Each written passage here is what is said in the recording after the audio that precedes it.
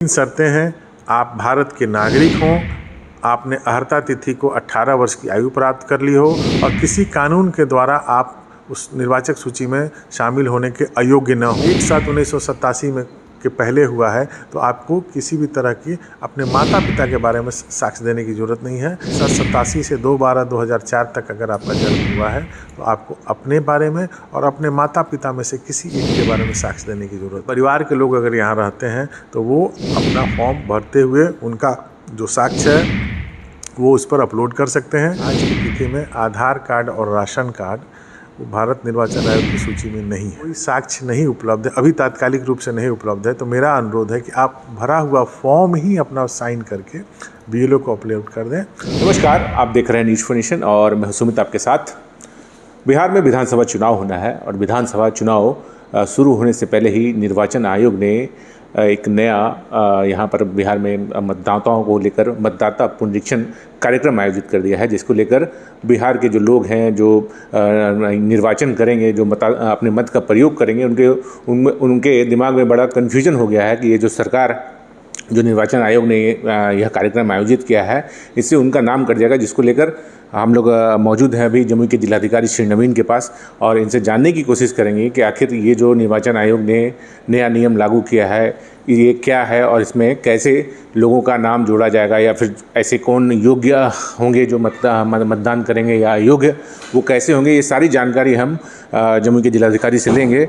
बहुत बहुत स्वागत है सर आपका। धन्यवाद सर। मतदाता पुनरीक्षण कार्यक्रम जिले में चल रहा है, हर जिले में चल रहा है। बिहार में विधानसभा चुनाव होना है तो लोगों के बीच में बड़ा कन्फ्यूज़न है कि ये जो कार्यक्रम है इससे उनका नाम कट जाएगा या फिर वो मतदान नहीं दे पाएंगे। तो ये सर क्या है सर ये पूरा मामला? देखिए, ऐसा है कि भारत निर्वाचन आयोग के द्वारा समय समय पर मतदाता सूची के शुद्धिकरण के लिए अभियान कंटिन्यूअस अपडेशन चलाया जाता है और उसी की एक कड़ी में स्पेशल गहन पुनरीक्षण कार्यक्रम भी किया जाता है। तो भारत निर्वाचन आयोग के द्वारा पूरे भारतवर्ष में विशेष गहन पुनरीक्षण कार्यक्रम प्रस्तावित है और चूंकि बिहार में 2025 में ये निर्वाचन कार्यक्रम प्रपोज्ड है तो सबसे पहले बिहार में करने के लिए ये प्रस्तावित हुआ है और इसमें किसी भी प्रकार के भ्रम की स्थिति जो आप बता रहे हैं ऐसा नहीं है। ये पूरी तरह एक बहुत मेथोडिकल और बहुत अच्छे तरीके से संचालित किया जा रहा है। हम घर घर आपको बता दें कि जमुई ज़िले में 13,40,000 मतदाता हैं और हम सभी मतदाताओं के घर घर पर जा कर के उनका छपा हुआ फॉर्म उनको दे रहे हैं और उसके साथ हम ये उनको बता रहे हैं कि आप मतदाता सूची में अपना नाम शामिल करने के लिए इस फॉर्म को भर करके 11 तरह के डॉक्यूमेंट जो हैं जो भारत निर्वाचन आयोग के द्वारा चिन्हित किए गए हैं आप लगा कर दें। और उसमें भी हम उनकी सहायता के लिए बीएलओ को प्रखंड स्तर पर, पंचायत स्तर पर, जिला स्तर पर मतदाता सहायता केंद्र का हम लोगों ने की स्थापना की है और सारे डॉक्यूमेंट जो उसमें लगाए जाने हैं उसके बारे में उनको पूरे विस्तार से अपने जीविका, महादलित टोलों में विकास मित्र, टोला सहायक, आंगनबाड़ी सेविका, किसान सलाहकार के माध्यम से मदद करने के लिए प्रतिनियुक्ति की गई है। इसलिए मेरी समझ में कहीं कोई भ्रम की स्थिति नहीं है सब। और हम लोगों जो आज के डेट में लगभग आधे से अधिक मतदाताओं के पास उनका छपा हुआ जो फॉर्म है वो हम लोगों ने डिलीवर कर दिया है। हम लोगों को फॉर्म वापस आना भी शुरू हो गया है और आज की तिथि में ये मतदान ये जो कार्यक्रम है 27 तारीख से चलाया जा रहा है। हम लोग लगभग 500 से ज़्यादा फॉर्म हम लोग के यहाँ आज से आना शुरू भी हो गया है। इसलिए हम लोग किसी को ये अविश्वास नहीं हो कि उनका नाम कट जाएगा। सभी योग्य व्यक्ति, सभी योग्य मतदाता जो भारत सरकार के द्वारा, भारत निर्वाचन आयोग के द्वारा तैयार की गई मतदाता सूची में शामिल होने की अर्हता रखते हैं वो सभी का नाम शामिल होगा और जितने भी अयोग्य मतदाता हैं उनका नाम इसमें से हटाया जाएगा। सर एक नारा भी दिया जा रहा है इसमें कि कोई भी योग्य छूटे नहीं और अयोग्य जुटे नहीं। तो सर योग और अयोग्य का जो क्राइटेरिया है तो सर उसमें कैसे आप चूज करेंगे कि योग्य कौन लोग हैं, अयोग्य कौन लोग हैं? योग्य होने के लिए 3 शर्तें हैं। आप भारत के नागरिक हों, आपने अर्हता तिथि को 18 वर्ष की आयु प्राप्त कर ली हो और किसी कानून के द्वारा आप उस निर्वाचक सूची में शामिल होने के अयोग्य न हों। तो ये जो 3 क्राइटेरिया है ये योग्य निर्वाचकों के लिए है, और अयोग्य कि अगर वो मृत किसी व्यक्ति का नाम है और वो मृत हो गया है, अस्थायी रूप से यहाँ से शिफ्ट हो चुका है, सामान्यतः यहाँ नहीं रहता है, अथवा डुप्लीकेट मतदाता है, या जो अवैध निवासी हैं उनका नाम अयोग्यता की सूची में रहेगा। सर, बिहार के जो बहुत सारे लोग जो हैं वो देश के बहुत विभिन्न क्षेत्रों में रहते हैं, कोई पंजाब रहता है, कोई हरियाणा रहता है, कोई महाराष्ट्र में रहते हैं, तो वैसे जो हैं, लेकिन वोटर लिस्ट में यहाँ पे नाम है उनका, तो वैसे लोग जो हैं वो वहाँ पर रह कर कैसे इस चीज़ का वो क्राइटेरिया फुलफ़िल करेंगे?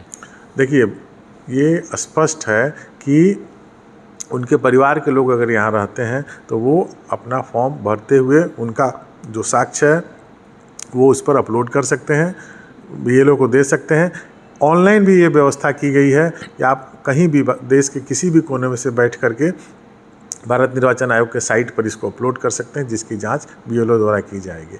इसलिए यह कहना कि आज के डेट में कोई बाहर चला गया है तो उसका नाम शामिल नहीं होगा, ऐसा नहीं है। वो वहाँ से भी अपना, अगर उनके पास साक्ष्य है तो वो इसको अपलोड कर सकते हैं। सर, जो साक्ष्य मांग रहे, जो डॉक्यूमेंटेशन BLO के द्वारा मांगी जाएगी, तो सर कौन कौन से साक्ष्य वैलिड हैं? जैसे बहुत सारे लोगों के पास पासपोर्ट नहीं होता, बहुत लोगों के पास आधार कार्ड भी नहीं है, राशन कार्ड भी नहीं है, तो ऐसे कौन सा डॉक्यूमेंट लोग जो हैं वो जमा करेंगे ताकि वो योग्य अपने मतदान का प्रयोग कर सकें? देखिए, मैं सबसे पहले यह स्पष्ट कर देना चाहता हूँ कि आज की तिथि में आधार कार्ड और राशन कार्ड भारत निर्वाचन आयोग की सूची में नहीं है। जो सबसे इम्पॉर्टेंट डॉक्यूमेंट है वो 2003 की जो मतदाता सूची है, जो आज के डेट में सभी BLO के पास उपलब्ध है, हमारे सभी पंचायत स्तरीय मतदाता सहायता केंद्र उपलब्ध है, और प्रखंड स्तर पर जो मतदाता सहायता केंद्र है उपलब्ध है। अगर उसमें आपका नाम है तो आपको किसी भी तरह के अन्य साक्ष्य की ज़रूरत नहीं है। आप केवल उसकी फ़ोटो प्रति स्व अभिप्रमाणित करते हुए आप अपने फॉर्म के साथ जमा कर सकते हैं। अगर किसी व्यक्ति का नाम उस मतदाता सूची में नहीं है, कोई अगर ये, लेकिन उसके पूर्वज यानी उसके माता पिता का, दादा का नाम उसमें दर्ज है, तो वो उनसे अपना संबंध स्थापित करते हुए वंशावली बना करके उसी के आधार पर एक फैमिली ट्री बना करके और उसका फ़ोटोकॉपी उस वोटर लिस्ट का दे देगा, तो उसको भी कोई अन्य डॉक्यूमेंट की ज़रूरत नहीं है। इसके अलावा शैक्षणिक योग्यता का प्रमाण पत्र है, कोई पहचान पत्र है, पारिवारिक रजिस्टर है, सरकार के द्वारा कोई आपको भूमि अथवा आवास आवंटन है, तो इस तरह के 11 डॉक्यूमेंट हैं जिनको आप शामिल कर सकते हैं। तो सर, एक और भी कन्फ्यूजन लोगों के बीच में आ रही है कि अगर मान लिया जाए उनका नाम नहीं आएगा तो उनका राशन बंद हो जाएगा, या फिर जो भी सरकार की योजनाएं हैं जो गरीबों को मिलती हैं उनसे वो वंचित हो जाएंगे, ऐसी भी भ्रम फैलाई जा रही है।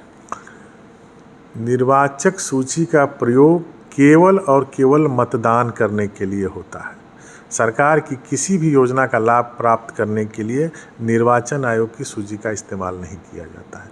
इसलिए किसी को इस भ्रम या अविश्वास में रहने की ज़रूरत नहीं है कि उस निर्वाचक सूची में उसका नाम नहीं रहने की स्थिति में इस तरह के दावों में उसका ये होगा। और सबसे बड़ी बात है कि अगर वो योग्य मतदाता है, अगर वो यहाँ का स्थायी निवासी या यहाँ का सामान्यतः यहाँ निवास करता है, तो प्रशासन सर्वप्रथम पूरा प्रयास करेगा कि वैसे किसी भी व्यक्ति का नाम नहीं छूटे।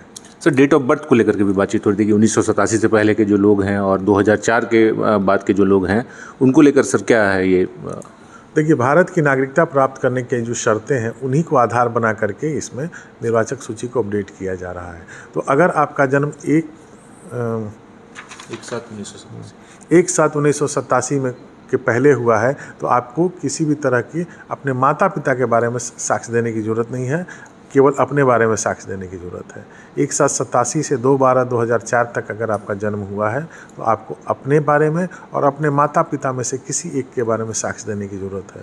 और अगर 2/12/2004 के बाद आपका जन्म हुआ है तो फिर आपको अपने बारे में, अपने माता और पिता दोनों के बारे में साक्ष्य देने की ज़रूरत है। कहा जा रहा है कि वो मांगा जा रहा है, तो बर्थ सर्टिफिकेट अगर ना हो तो?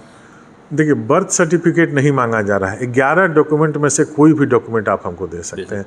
हो सकता है कि ये भी जो 11 जो प्रमाणिक डॉक्यूमेंट है, इसके अलावा भी अगर आपके पास कोई पुराना सर्वे खतियान हो या सर्वे भूमि का रजिस्टर हो तो वो भी एक अच्छा साक्ष्य हो सकता है। अच्छा सर, क्या लग रहा है कि 13 लाख से ज़्यादा मतदाता हैं जम्मू ज़िले में, तो क्या कंप्लीट हो पाएगा सर? क्योंकि बहुत बड़ा चैलेंज लग रहा है ये। चैलेंज तो बड़ा है, कोई ये नहीं है, लेकिन प्रशासन इस तरह के चैलेंजों को एक्सेप्ट करने के लिए हमेशा से सक्षम रहा है और हमारा प्रयास है कि ससमय इस चैलेंज को भी हम लोग एक्सेप्ट करते हुए इसको पूरा करेंगे। और अंत में एक चीज़ मैं और बताना चाहूँगा, अगर किसी कारणवश आपके पास कोई साक्ष्य नहीं उपलब्ध है, अभी तात्कालिक रूप से नहीं उपलब्ध है, तो मेरा अनुरोध है कि आप भरा हुआ फॉर्म ही अपना साइन करके BLO को अपलोड कर दें और फिर आपको जब आपके दावे की जब सुनवाई होगी और जब हम, चूँकि वो आपका नाम शामिल होने के पहले जो हमको संतुष्ट होना है और तो हम आपको एक नोटिस निर्गत करेंगे और उस समय फिर आप अपने दावे की संपुष्टि के लिए किसी तरह का साक्ष्य उपलब्ध करा सकते हैं। अर्थात ऐसा कोई भी मौका नहीं है जब आपको हम लोग उससे वंचित, आपके अधिकार से वंचित करने का प्रयास कर सकते हैं। बहुत बहुत धन्यवाद सर आपका। तो ये थे हमारे साथ जम्मू के जिलाधिकारी श्री नवीन। इन्होंने काफ़ी साफ तौर से बताया है कि जो भी जो मत का प्रयोग करने वाले हैं यहाँ जम्मू जिला के जो लोग हैं, उनको कहीं से भी कोई दिक्कत नहीं होने वाली है। जिला प्रशासन जो है वो उनके द्वार पर खुद जाएगी और खुद वहाँ से फॉर्म को कलेक्ट करेगी और ऑनलाइन का जो काम है वो भी जिला प्रशासन के द्वारा किया जाएगा। तो घबराने की कोई ज़रूरत नहीं है। आप अपने मतदान का प्रयोग आगामी विधानसभा चुनाव में जम के कर सकते हैं। बने रहे हमारे साथ, देखते रहिए न्यूज़ 24। धन्यवाद।